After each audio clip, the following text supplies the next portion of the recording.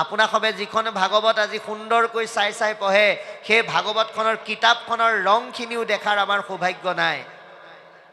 আমি এজন শাৰীৰিকভাৱে দৃষ্টি দিব্যাংগ ব্যক্তি, তথাপিতো আপোনাক সবৰ আশীষ শিৰত তুলি আদেশ পালন কৰি অকণমান ভাগৱতৰ মাধ্যমেৰে ঈশ্বৰৰ কথা আলোচনা কৰিম।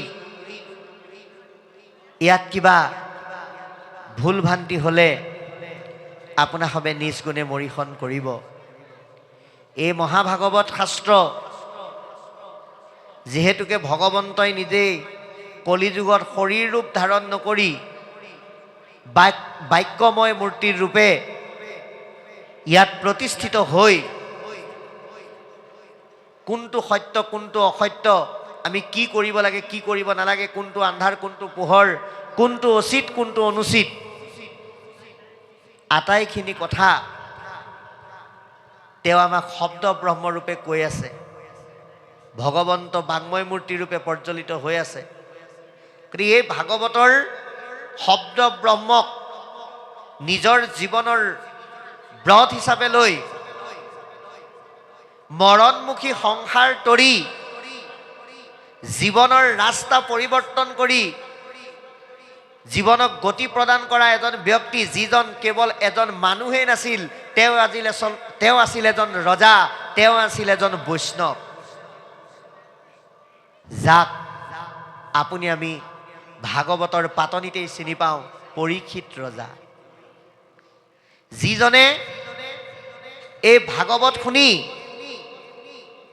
এদিন নহয়, দুদিন নহয়, 3 দিন নহয়, 7 দিনৰ ভিতৰত যাৰ যি কথা সম্পৰ্কে ঋষিসকলে প্ৰশ্ন কৰিছে, এৰা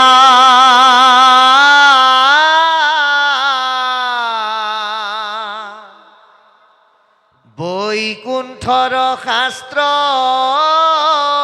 ইটো বেদান্ত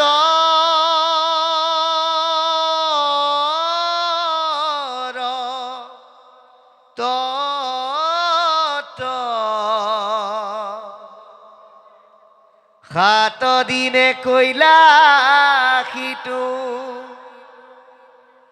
মহাভাগৱত।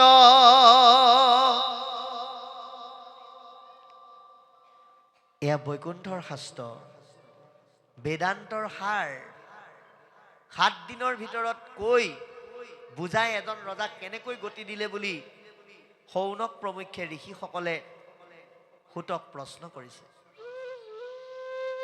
অৰ্থাৎ পৰীক্ষিত ৰজাই যদি এই ভাগৱত 7 দিন শুনি গতি পাব পাৰে, তেতিয়াহ'লে আপুনি আমি এই ভাগৱত সপ্তাহৰ প্ৰথম বাৰটোৰ পৰা শেষৰ বাৰটোলৈ কলিযুগৰ ঘূৰ কলিযুগৰ ভয়াৱহ সন্ধিক্ষণত থাকি শুনি যদি গতি লাভ কৰিব নোৱাৰোঁ, তেতিয়াহ'লে আমাৰ গত্যন্তৰ নাই। সেইকাৰণে ভাগৱত শ্ৰৱণ কৰিবলৈ হ'লে আমি নিজকে প্ৰস্তুত কৰি ল'ব লাগিব। কি বুলি? যে পৰীক্ষিত ৰজাই যদি 7 দিনত শুনি গতি পাব পাৰে, আমি শিৱসাগৰ বানমুখ চুতীয়া গাঁও বৰনামঘৰত হৈ থকা ভাগৱতৰ মাজত উপস্থিত থাকি ভাগৱত শ্ৰৱণ কৰি তৰিব নোৱাৰিম কিয়? এই প্ৰশ্নৰে আমি ভাগৱত শুনিব লাগিব। ভাগৱতৰ মূল স্কন্ধ হৈছে 12টা, অধ্যায় হৈছে 335টা, শব্দ হৈছে 5,96,000 আৰু লক্ষণ হৈছে 10টা। তাৰ ভিতৰত আটাইতকৈ বেছিকৈ অধ্যায় থকা স্কন্ধটোৱে হ'ল 10ম স্কন্ধ, সৰ্বমুঠ 92টা অধ্যায় আছে। গতিকে এই 10ম স্কন্ধত সম্পূৰ্ণ কৃষ্ণ আৰু তেওঁৰ লগত জড়িত দিব্য নাৰী আৰু পুৰুষসকলৰ লীলা ক্ৰিয়া আৰু সম্বন্ধ আৰু বহু অভিশাপ প্ৰাপ্ত জীৱৰ কৃষ্ণৰ স্পৰ্শত হোৱা মুক্তিৰ মাধ্যমেৰে সুন্দৰকৈ কথাখিনি প্ৰকাশ কৰি থৈ গৈছে। য'ত ৰজা পৰীক্ষিতে মাত্ৰ এটাই প্ৰশ্ন কৰিছিল, কি বুলি? এৰা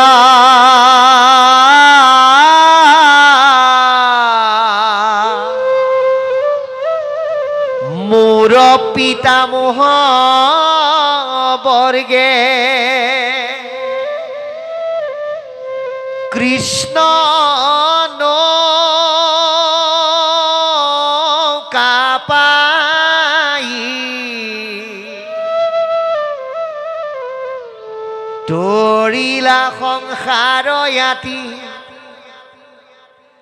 গুখোজ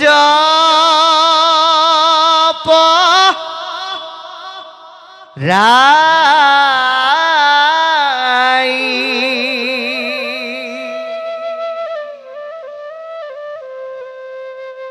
হে গুৰুদেৱ, মোৰ পিতৃ পিতামহসকলে এই কৃষ্ণ নামৰ নৌকাত উঠি কেনেকৈনো এই সুন্দৰ সংসাৰ তৰি গ'ল, এই বিষয়ে কওক বুলি প্ৰশ্নৰ অৱতাৰণা কৰিলে। আৰু এই অৱতাৰণাৰ পৰাই কথাখিনি আৰম্ভ হৈছে। কি বুলি আৰম্ভ হৈছে? যে কংস যিজন প্ৰবল প্ৰয়াক্ৰমী ৰজা, গতিকে এই প্ৰবল প্ৰয়াক্ৰমী ৰজাই একমাত্ৰ ভনীয়েকক বিয়া দিব। কাৰ সৈতে দিব? এই মথুৰা ৰাজ্যৰ ইটো সুৰজ দুপতি, যাহাৰ সম্পদ বসুদেৱ মহামতি।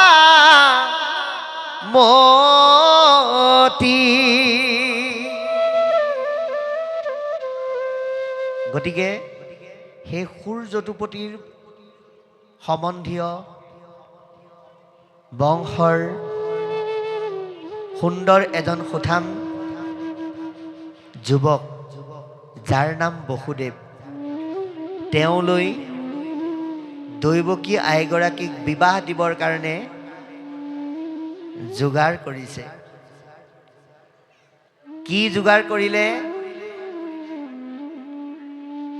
যে 400,000তকৈও অধিক হাতী, ঘোঁৰা, দাস দাসী সকলো ফালৰ পৰা সা সম্পত্তিৰে ভৰাই নিজে দৈৱকীক বিয়া দিবলৈ গৈছে। আৰু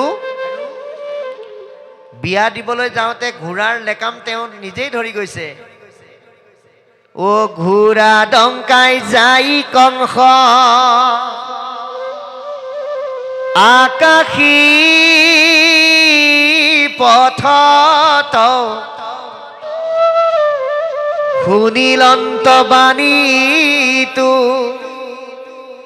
যাহন্তে ৰথত। এ ৰাম যাক লয়া যাৱ কংস, শুনৰে অজ্ঞান, যাহাৰ অষ্টম পুত্ৰে তুৰলৈবে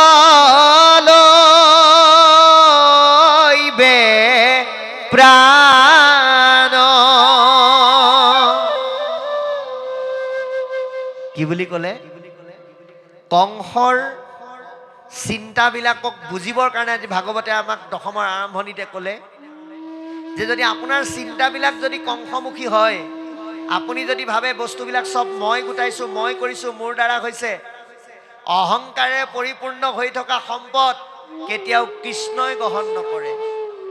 ইয়াক বুজাবৰ কাৰণেই, কাৰণ কংসই কৈছে মোৰ চিন্তা নাই, মোৰ ঢেৰ বস্তু আছে, গতিকে মই মোৰ একমাত্ৰ ভনীক কোনো অভাৱ দুখ দুৰ্দশাত নপৰাকৈ মই বিয়া দিম নিজে। এই মই আৰু মোৰ অহংকাৰেৰে লেতেৰা হৈ থকা সম্পদবিলাক যে কৃষ্ণই গ্ৰহণ নকৰে, তাক বুজাবৰ কাৰণে বাটতে আকাশী বাণী শুনিলে। হেৰৌ মূৰ্খ কংস, তই যে এই সা সম্পত্তিবিলাক তই মই আৰু মোৰ বুলি কৈ পেলাই প্ৰকাশ কৰি অহংকাৰ কৰিছ, তই নিজক এবাৰ সোধ, তই তই নিজেই তই তোৰ হয় নে নহয়? গতিকে যিসকল অকিঞ্চন দুৰাচাৰী, যিসকল মহাপাপী, যিসকলে অহংকাৰত মত্ত হৈ থাকে, তেওঁলোকে আটাইতকৈ ভয় কৰে মৃত্যুলৈ।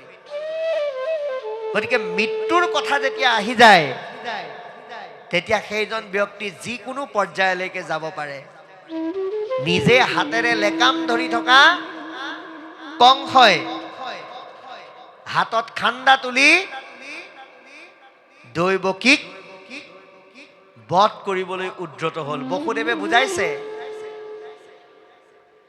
যে তুমি এই ৰাজ্যৰ এজন প্ৰবল পৰাক্ৰমী ৰজা, এজন মহাবীৰ, আজি জগতে তোমাৰ যশস্যা কৰি তোমাৰ গুণ বখানে, কেৱল সন্মুখত মৃত্যু আহিল বুলি এগৰাকী নাৰীক বধ কৰি নিজৰ শৌৰ্য বীৰ্য চিৰদিনৰ কাৰণে কেলে ম্লান কৰা, এই বুলি বুজাইছে।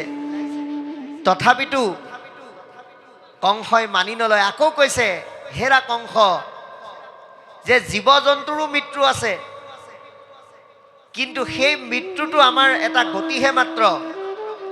মৃত্যুটো দেহৰহে আছে, আত্মাৰ মৰণ নাই। আত্মাই বেয়া সজাটো বেয়া হৈ গ'লে বেলেগ এটা সজালৈহে গতি কৰে। গতিকে তুমি এই সৰু কথাটোৰ কাৰণে এগৰাকী নাৰীক কেলেই বধ কৰিবলৈ লৈছা, এই বুলি বুজাইছে। তথাপিতো কংসই নুবুজে। বোলে তোমাৰ এই কথাই মোৰ মন বুজাব নোৱাৰে, মন ভুলাব নোৱাৰে। মই এওঁক মাৰিবৰ কাৰণে চেষ্টা কৰিছোঁ, এওঁক মাৰিহে মই নিজক ৰক্ষা কৰিবৰ কাৰণে মই পণ লৈছোঁ। তেতিয়া বসুদেৱে শপত খালে।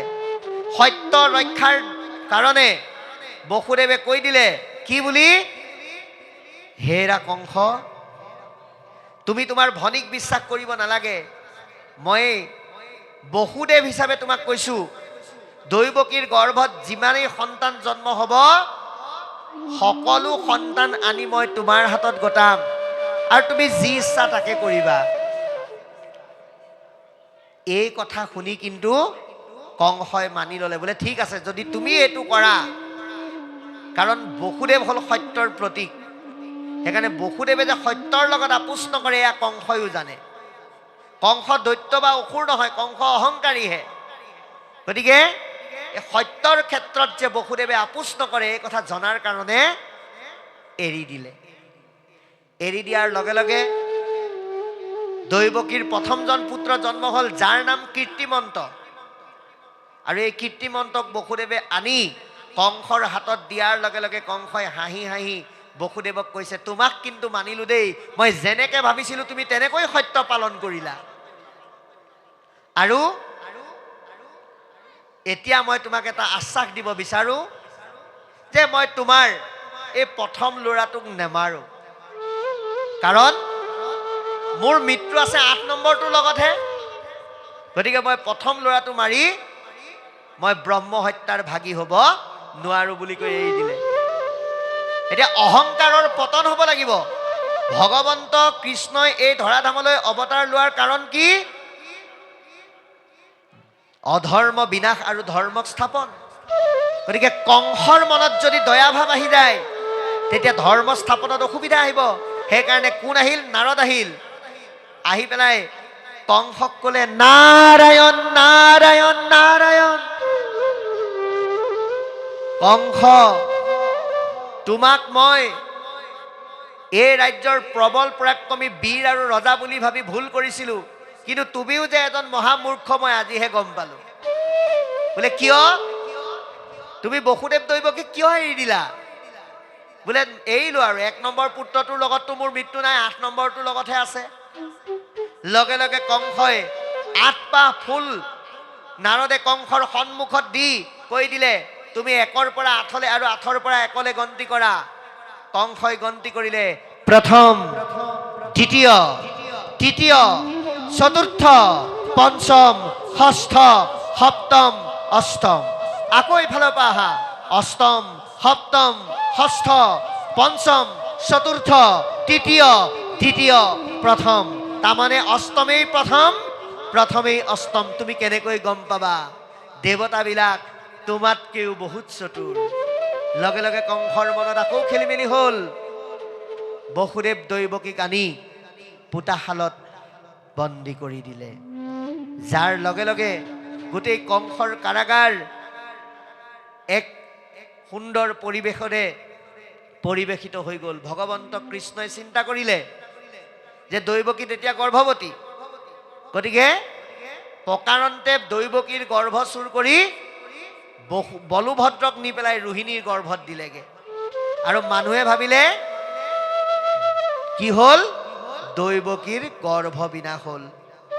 পৰৱৰ্তী সময়ত বসুদেৱৰ বীৰ্যৰ যোগেদি কৃষ্ণ দৈৱকীৰ গৰ্ভত প্ৰৱেশ কৰাৰ লগে লগে কোটি সূৰ্যৰ পোহৰে গোটেই কংসৰ কাৰাগাৰ পোহৰাই তুলিলে। কংসই ভয় খাই গ'ল যে মোৰ মৃত্যু আহি সন্মুখত উপস্থিত হ'ল।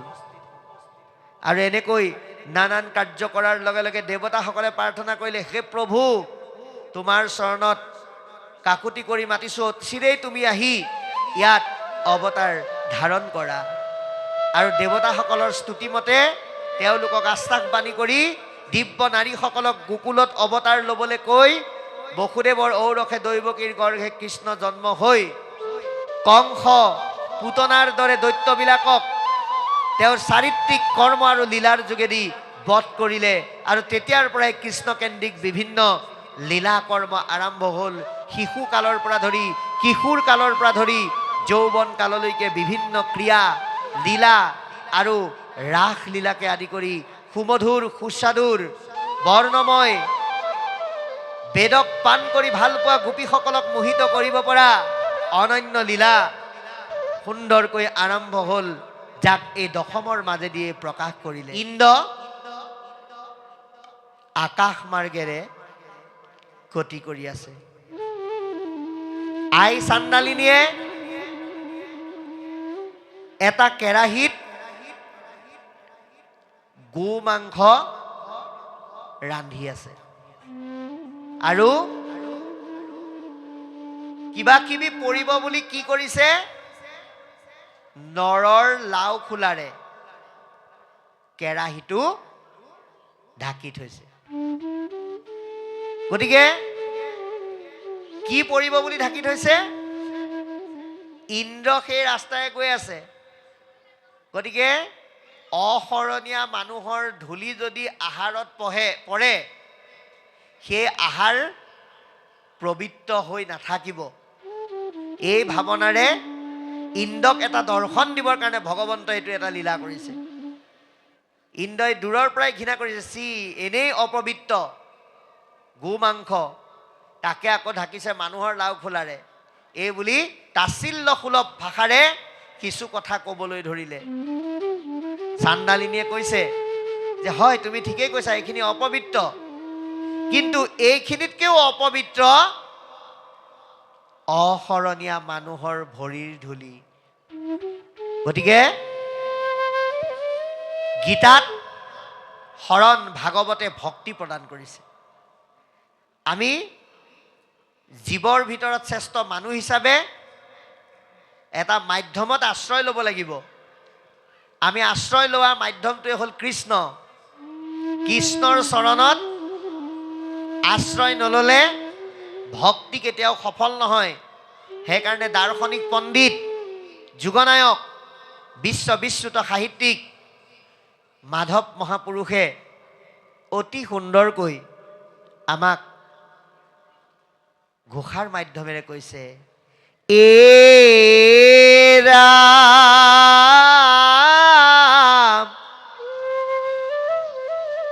ভকতি ৰবিজ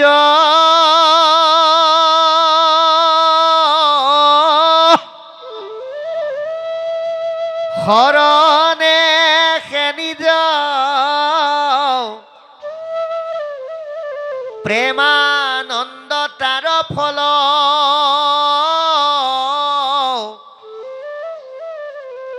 শৰণ বিনাই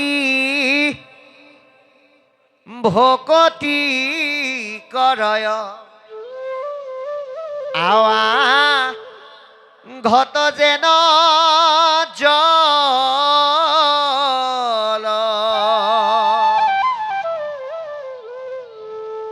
কেঁচা মাটিৰ পাত্ৰত